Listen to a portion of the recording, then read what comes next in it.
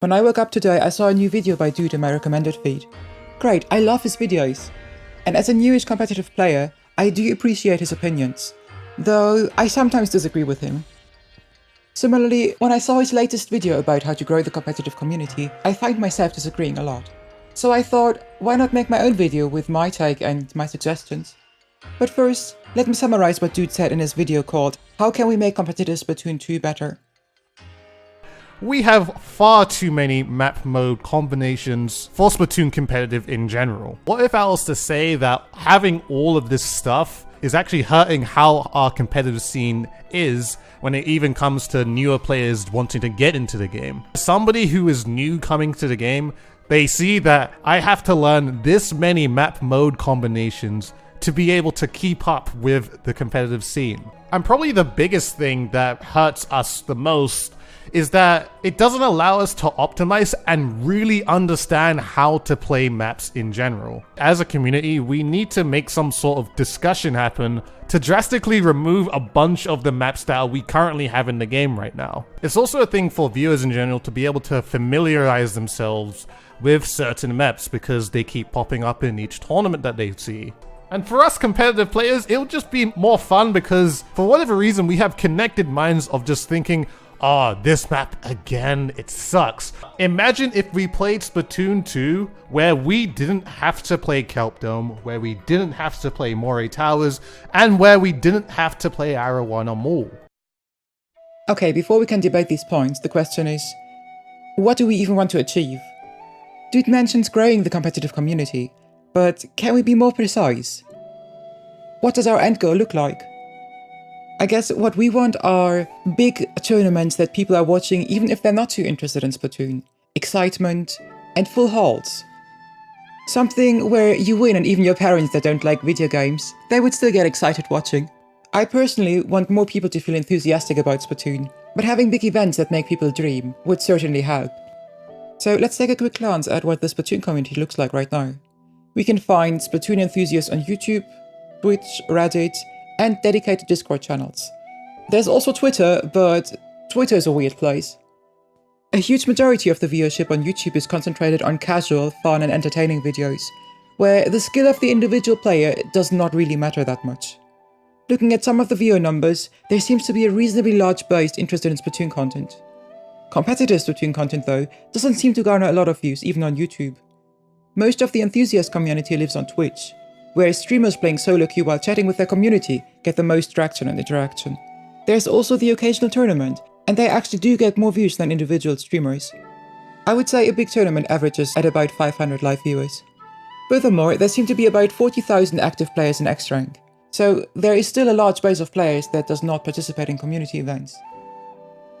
Now, we can't really increase the overall player base, and honestly that's more of Nintendo's job, but if we are able to activate the interest that's already there, under perfect circumstances and after a lot of work, I can imagine a community-driven event getting about 5,000 average views on Twitch. So that would be a tenfold increase to what we have right now. That would also mean way more advertisement and sponsoring money flowing into the community, allowing content creators to make better content and allowing me to buy the yacht that I always wanted. So how do we get there? I think that there are a lot of people who play Splatoon on their own, and are interested in playing with others on a team, but don't know where to start and are intimidated by playing with random people on the internet. I don't quite see how the big map pool is a problem for people starting out though, since their gameplay will be somewhat close to solo queue anyways, and they'll spend most of their time in League. New competitive players usually use callouts such as, "They're coming from the left," or "K-Pro on my ouch."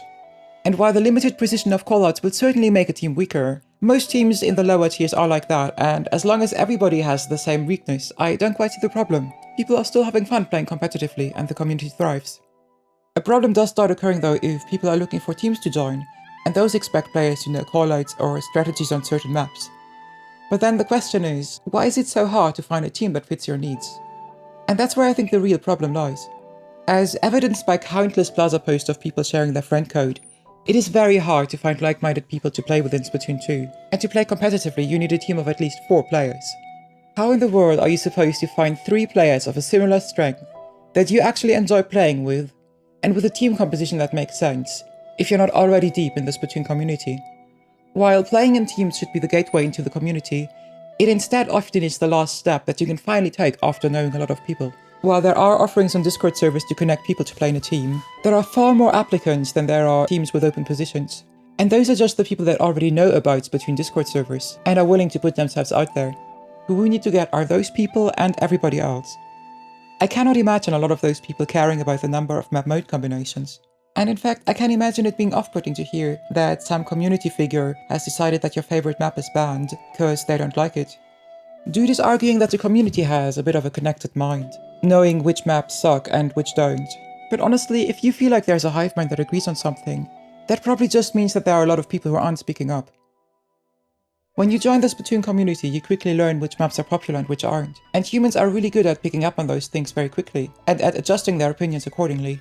For those of you listening who run their own streams or community events, here's something I'd like you to try out.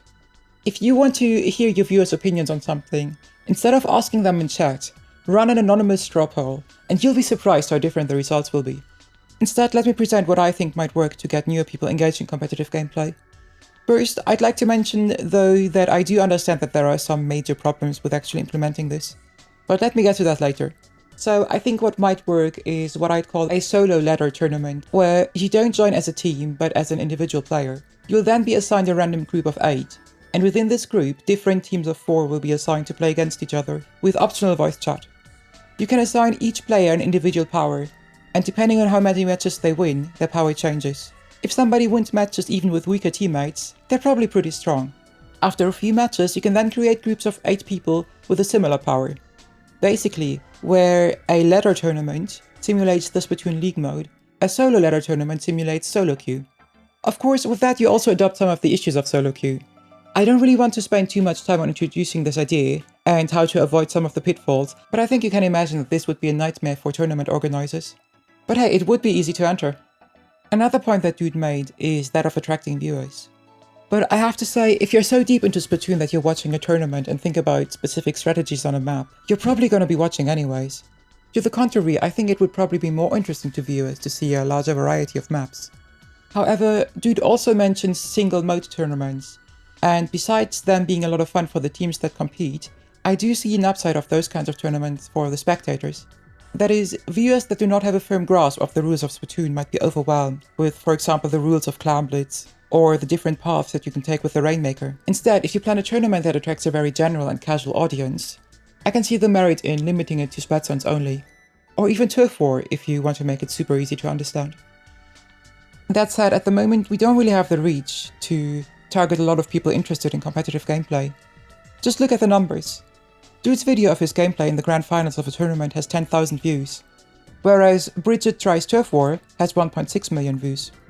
That's the kind of viewership we need to attract. The big viewer numbers are not achieved by the competitive Splatoon community, but by more casual content creators that put a strong emphasis on entertainment. Some of them are actually active in the Splatoon Twitch community or even in live tournaments, but you don't see them making videos about their competitive experience, probably because they have concluded that their viewership isn't really interested in that kind of content. I think that as far as the viewership of tournaments is involved, and with that sponsoring deals and advertisement money, instead of focusing on those few hundred people that will be watching every tournament, we should take a look at those 1.6 million that can be excited by Splatoon content. Now before I end, there's one thing that is really important for me to mention, but that I couldn't really fit anywhere, and that's that of rules and moderation. As a community grows, it is fundamental to set rules of conduct and reprimand those that violate them, and to also express that people being mean to each other is not appreciated.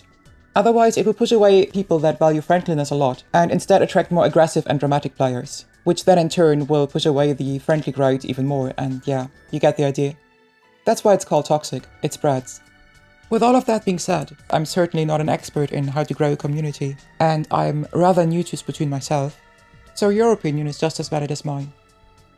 But since I personally am not a big fan of the idea of banning parts of the game from competitive, I just thought I'd put out my own opinion here and be part of the conversation. And so can you, feel free to post stuff in the comments and I will read that, or if you're in my Discord, send me your think piece. We can even talk about it on my stream. And yeah, thank you for watching my video. See you in the next one. Next one's gonna be less me just talking and more actually Splatoon gameplay, so yay. And bye everybody. Ah yeah, and I think I also need to tell you that you subscribe to my channel and click the notification and You know how it works. Bye bye.